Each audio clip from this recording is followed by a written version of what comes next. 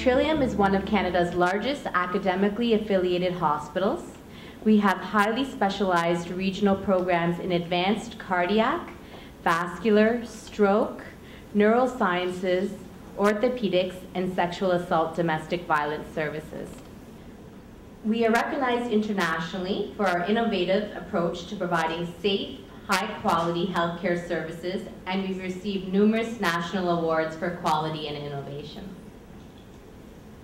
To ensure we continue serving our community quality care and to address the need for more physicians within the community, we are quite excited about our academic affiliation with the University of Toronto and our venture to teach the next generation of doctors. Our first speaker is Dr. Michael Cates, Chief of Family Practice and Director of the Trillium Somerville Family Medicine Teaching Unit.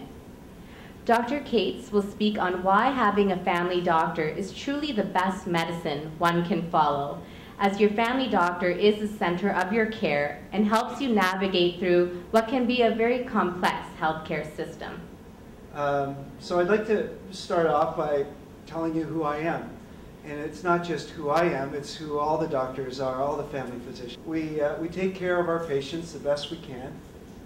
We accept responsibilities, and we respect confidentiality. But in addition, we also are leaders, and we have the expertise to treat within a broad spectrum of health issues. If you don't have a family physician, there's a goal to try and get one and try to provide for you, which means that family physicians are a very busy bunch.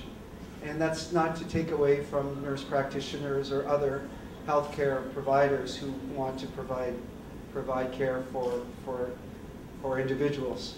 So the prepared physician and the informed patient, they've optimized the visit in an ideal setting. That results in an ideal visit for the patient and a better outcome.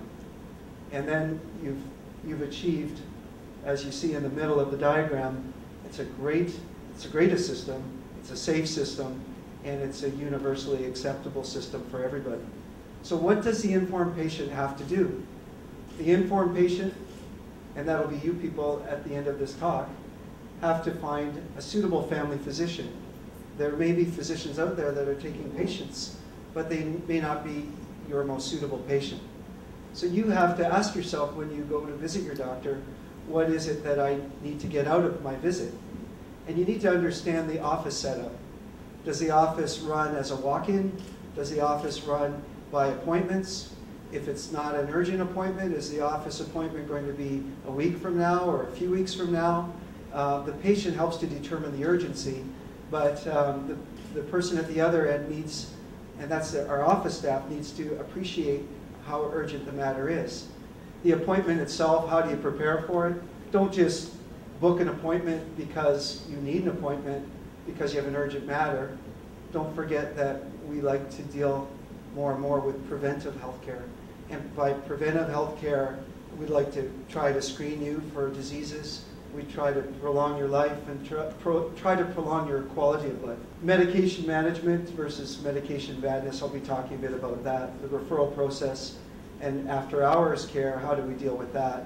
And I think the informed patient needs to also understand what kind of models of care that are out there and which model would be most suitable for you, the patient. The appointment itself we'll be talking more about, because that encounter with your family physician it's important that you're a part of the process. It's not just a matter of making the appointment in a timely manner. If you're canceling, it's only fair to other patients around you that you give a fair warning so that that slot is used for somebody else who's in need of the appointment. You need to prepare and focus for your appointment. If there is a delay, which there can be, because in family medicine, as with other specialties, we have undue or unforeseen delays beyond our control. You can't just come in and expect that you're going to get what you need without sometimes a bit of dialogue with the staff in the office. You have to be able, in the office, to tell your story. So you have to be organized. You have to prioritize your needs. And you have to be able to describe and maybe write it down if that's what works for you, what your needs are, so that the family physician can maybe help you to prioritize your needs. We also deal with periodic health exams. So those are the preventive exams, or the routine checkups, or the annual physicals, some people call them. And what we're looking for will depend in part on your age and your gender focus. If you're an infant versus a senior, there are obvious needs that we need to address.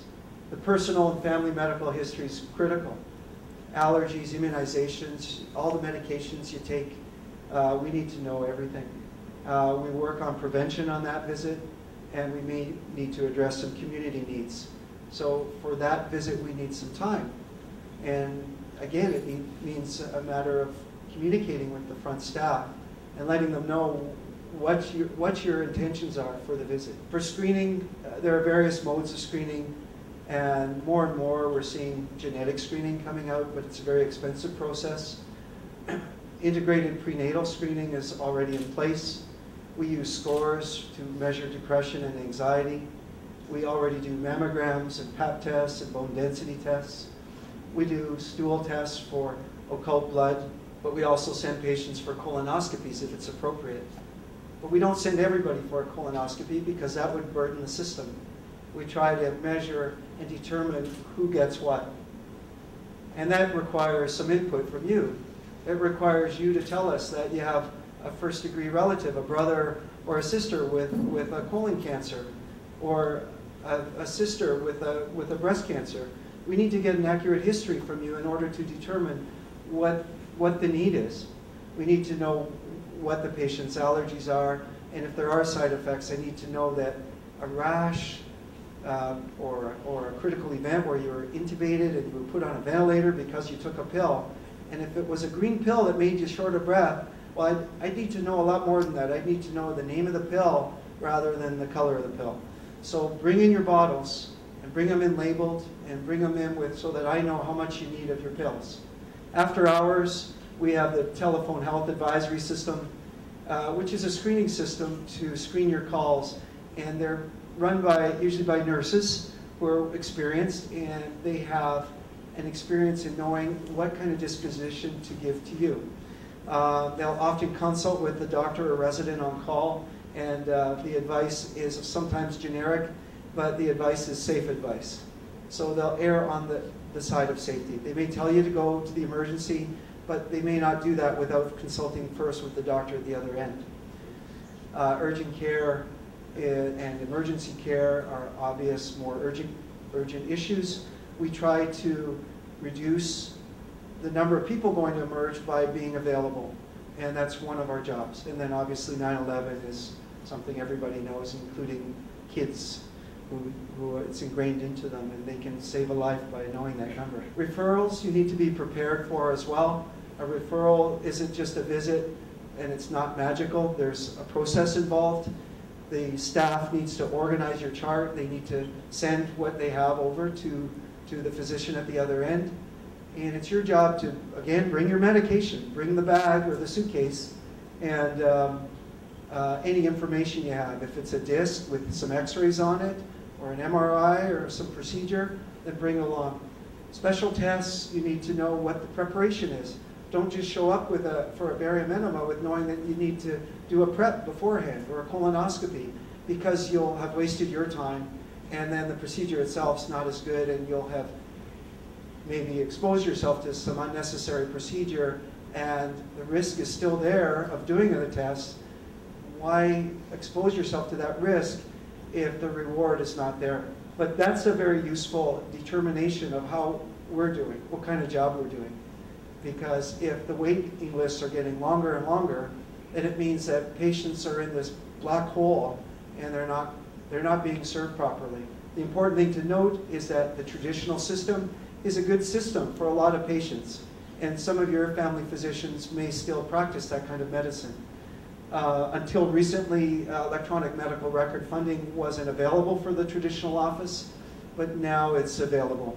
Our electronic medical record that we have at Somerville is quite a help for us, and it allows us to transition care better.